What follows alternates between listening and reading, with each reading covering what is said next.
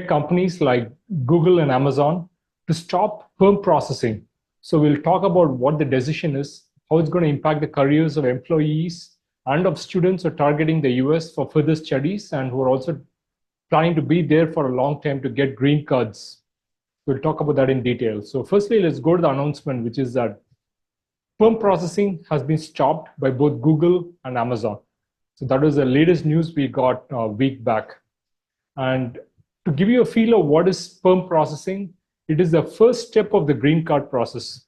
So it involves filing a labor certification. It's a long process which could go on for at least 1.5 to 2 years. And it ends up with your first step of the green card being filed. So that's a long process. So what's happened of late is that a company like Google has said that they are not going to file for any perm filings for this year. This means that the green card process will not be activated for multiple employees. And a company like Amazon also followed suit and said that they are also not going to file for any perm applications this year. So two big FAMG companies have decided that they are not filing for green cards. So there are a couple of consequences, right, because of this decision. Firstly is that Google and Amazon are the biggest filers of green card petitions and H-1B working visa petitions in the US. They pretty much focus on hiring Indians who come to the US for higher studies or people who work in the subsidiaries of these companies in India and who want to get transferred to the US for continuing their work under the L1 category of visas. So whether you come on H-1B visa or L1 visa, if you want to be there in the US for the long term, you have to apply for a green card. And a perm filing is very important. So if the perm filing stops, your green card process also stops. Okay, so Google has said that they would reconsider this decision starting next year. They're going to relook at this and then decide if they want to restart the process. But I'm a little worried personally because there are a lot of other factors which need to be weighed in. And this is something which the press has not reported, right? So that's something I want to dig deeper. So first thing first, I think there's a reason why this happened. The elections in the US are coming nearby and it's going to happen somewhere near November of this year. So there is clearly pressure on these big tech companies that they should stop hiring Indians. They should stop offering high compensation in these lucrative software jobs to Indians. Instead of that, maybe the focus is on them hiring Americans for these roles and giving them high-paying jobs. There is a recession-like scenario happening in the US right now. A lot of people are getting laid off. They cannot even find any job in the US. So losing high-paying jobs to foreigners can be tricky during an election year. And that is something which I'm sure the big tech companies are relooking at because they have implicit pressure that they should go slow on hiring, right? So that's one reason why maybe it's come down this year. But there's also one more very important reason which people do not report on, which is that there is actually a connection between layoffs and filing for green cards. So when I used to work as HR director in Silicon Valley, in some of the biggest companies out there, I know that if you want to file for a green card process, begin the perm process, you will need to demonstrate to the US government, to the labor ministry, that you have not laid off anyone in the last 4 to 6 months. So you cannot, as per US law, lay off people and in a very short period, apply for green cards for other people within your company.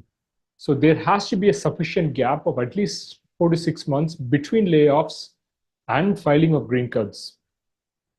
So if you have laid off people recently, you just cannot hire anyone in the short term. You'll have to wait. My feeling is that layoffs, which have happened in all these big tech companies, are not going to stop. They're going to continue throughout the year. And if they're going to continue throughout the year, definitely the green card filing process is also going to be impacted.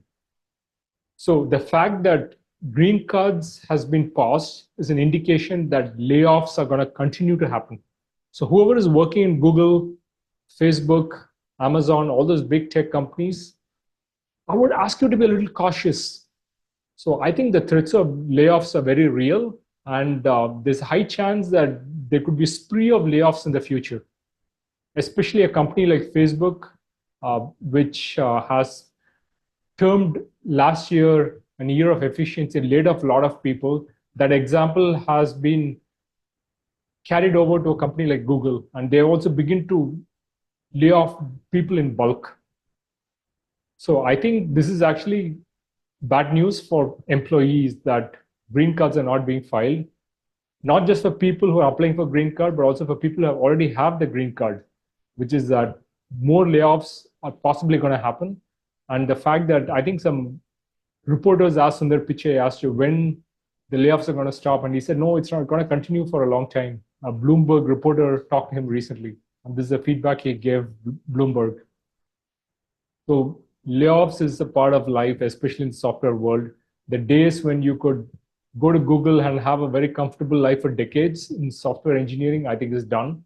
And there's a new world out there based on competition, based on layoffs. So welcome to the new reality.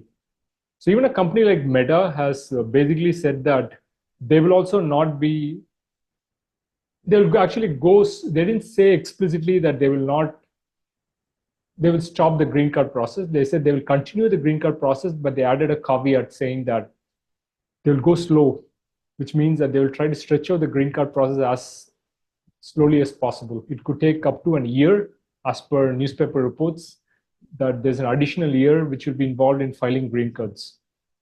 So already the green card process is a pretty long process. After going through the perm process, most Indians have to wait around 12 to 14 years. And if this happens, if a company is going to stretch out the green card filing, it's going to take longer and longer. So the consequences for employees is that maybe you should stop considering big tech companies and look at some of the smaller companies where there's a paucity of talent. They may not be in the Bay Area. They may be not in the East Coast or the West Coast. They're probably going to be in a remote location in the US. Maybe those companies are more open to hiring people, especially with scarce skill sets. So I would really encourage you to look at those options of going elsewhere. And again, if you have thoughts of maybe coming back to India anytime, I think it's a good time to consider coming back to your home country because there's a lot of stuff happening in India and the competition is much lesser. So if you really want to be a startup entrepreneur, do some fantastic research with very low costs of hiring, then maybe you should be in India. In India, you can hire maybe 5 to 6 software engineers for the cost of hiring one software engineer in the US. That's how crazy it is. So hopefully you got some impact of what I was trying to tell you if you're a job seeker. Even if you're a student, I think there's something deeper to reflect on, which is that there are already too many people coming to the US for grad school.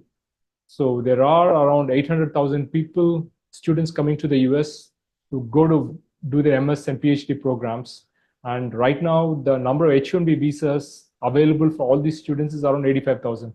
So 90% of students will not get an H-1B visa to be in the US.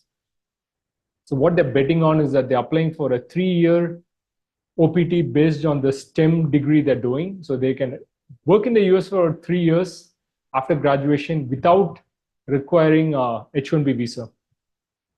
But I feel that even after 3 years, if you want to work in the US, it's almost close to impossible because there's just too many applicants. It's only getting worse every year. So I think the idea that you'll have to come back to India is very real. And if you're going to study in the US, do not go there thinking that you can be there forever, you will get a green card. That era is gone. Now is the era where you could maybe spend 3 years in the US if you have a STEM-based master's degree. If you have a non-STEM-based master's degree, like an MBA program, maybe you can just get 1 year in the US, but you will have to seriously consider going to other locations and also seriously consider coming back to India. So that's something I would ask students to ponder. And the fact that companies are going slow on the green card process and some have stopped it altogether is again one more reminder that going back to India from US is not a bad option. And that's something which even companies are encouraging their employees to do. Okay, so hopefully you got something from this video. So let me know in the comments below if you have other questions. If not, till next time, bye-bye.